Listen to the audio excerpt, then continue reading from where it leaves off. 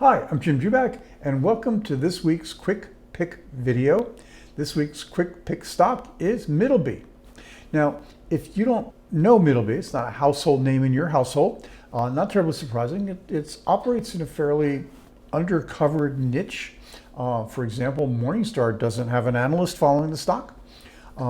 Even though they are the biggest one in this industry segment, they make kitchen equipment for fast service restaurants, for regular restaurants, for home market, and they're the biggest player in this space, but that's not a very big role because it's a very fragmented market. They go out and they look for small companies where they think that bringing in better systems, more efficiencies because of some additional scale, they can manage to, and some more marketing money, they can increase sales. So they go out and acquire that company, do those magical things. So they're constantly acquiring, never very big.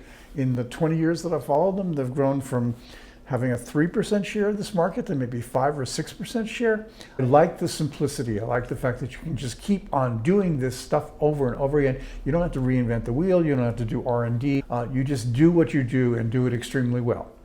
Right now, if we look at the chart, you can see that there might be an opportunity here. This market has not been kind to Middleby.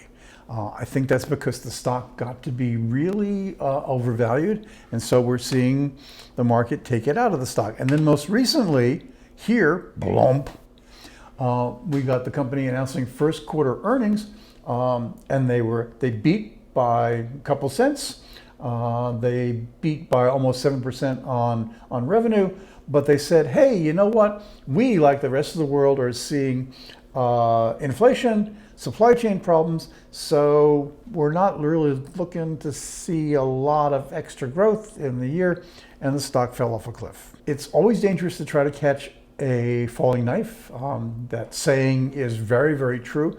I'm not sure that I would want to put all of my money into Middleby down here.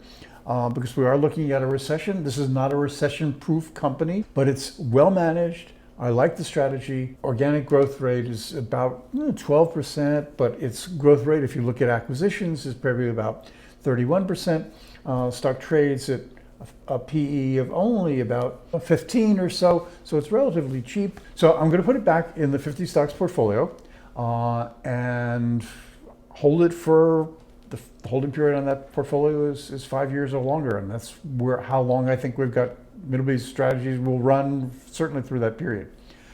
Anyway, if you like this video, please like it.